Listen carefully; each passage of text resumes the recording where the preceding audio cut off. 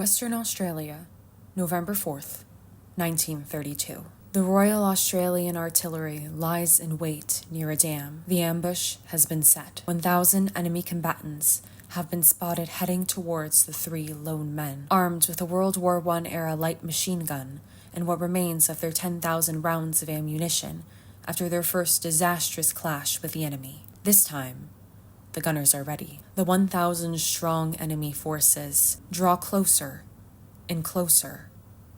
Every single one is 6 feet tall. They can go for weeks without eating, can survive on the fresh water they guzzle down until the next opportunity to drink arises. They can sprint up to 48 kilometers an hour. They have ravaged the wheat fields of the Campion district of Western Australia. The 1,000 enemy soldiers are emus.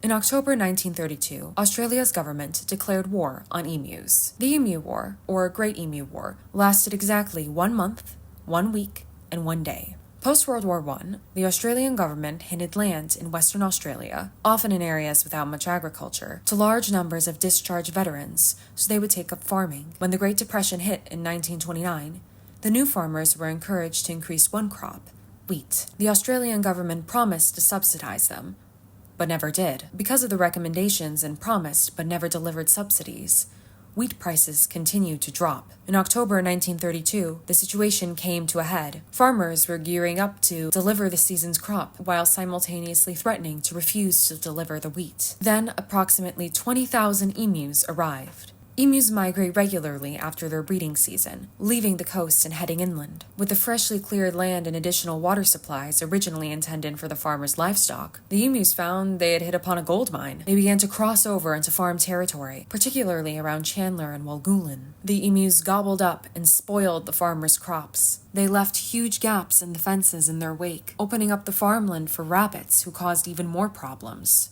Concerns grew until a deputation of the ex-soldiers-turned-farmers went to meet the Minister of Defense, Sir George Pearce. The veterans remembered something from when they'd served in World War I that they requested to have deployed. They asked to use machine guns to fight the emus. Sir George Pearce readily agreed. There were 3 conditions. 1. Military personnel would use the guns. 2. The Western Australia government would finance troop transport. 3. The farmers would pay for food, accommodation, and ammunition. Minister Pearce personally also thought that the emus would make good target practice. Some have argued that it was a publicity stunt, so the government would be seen as helping the Western Australians, as well as keeping the brewing secession movement at bay. The stage was set. In command of the Australian military forces, Major Gwynedd Purves Wyn Aubrey Meredith of the Royal Australian Artillery's 7th Heavy Artillery. Under his command, Sergeant S. McMurray and Gunner J. O'Halloran. Their arsenal? 2 Lewis machine guns and 10,000 rounds of ammunition against 20,000 emus. The Great Emu War was slated to begin in October of 1932, but a period of rainfall scattered the emus over a wider area, so the operation was delayed. The last drop fell on November 2nd, 1932. The troops received orders to assist the farmers and, according to a newspaper account, to collect 100 emu skins. The feathers could be used to make hats for Australia's mounted troops. On November 2nd, Major Meredith and his troops marched to the now abandoned town site of Campion, where 50 of the enemy had been spotted. The emus were out of range of the machine guns, so the local settlers tried to herd the emus into an ambush. However, the emus split into small groups and ran, which made targeting them a headache. The first round of machine gun fire was a failure. The emus were all out of range. The second round, however, killed a number of birds. Later that day, the troops ran into a small flock and also killed perhaps a dozen. November 4th.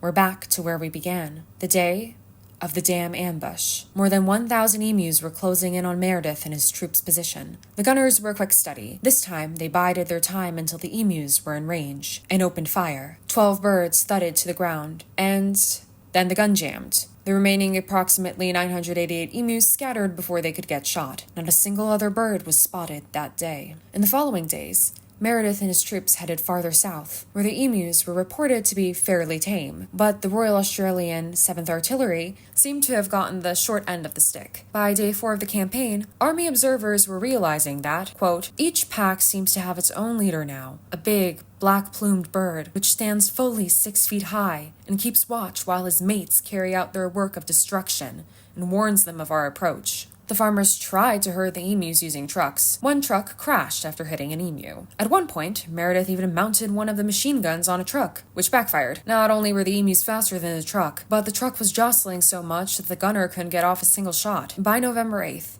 6 days into the Great Emu War, a grand total of 2,500 ammunition had been fired. The number of emus killed is foggy. One source estimates it was 50 birds, but the settlers later proved that it was 200 to 500. Meredith's official report states that his men suffered no casualties. Ornithologist Dominic Cervanti commented that, quote, "The machine gunner's dreams of point-blank fire into serried masses of emus were soon dissipated. The emu command had evidently ordered guerrilla tactics, and its unwieldy army soon split up into innumerable small units that made use of the military equipment uneconomic. A crestfallen field force therefore withdrew from the combat area after about a month." Members of the Australian House of Representatives convened to discuss the operation on November 8th. They joked that if anyone deserved a medal, it was the emus, who had won every round so far. The local media coverage of the Emu War failure was so negative, however, with claims such as only a few emus having died, quickly spiraling into a source of national and international ridicule, that Minister Pierce recalled the military personnel and guns on November 8th. After the withdrawal after 1 month, 1 week, and 1 day of hunting and trying to outmaneuver or being outmaneuvered by emus, Major Meredith commented, "If we had a military division with the bullet-carrying capacity of these birds, it would face any army in the world. They can face machine guns with the invulnerability of tanks. They are like Zulus, whom even dum-dum bullets could not stop." Major Meredith reported that they had 986 confirmed kills, with 9,860 rounds. In addition, Meredith claimed that 2,500 wounded emus had died from their injuries. It looked as if the Great Emu War had finally come to an end. Ultimately, it was the emus who won the war. The military barely made an impact on the overall emu population. There are between 630,000 and 725,000 emus who call Australia home.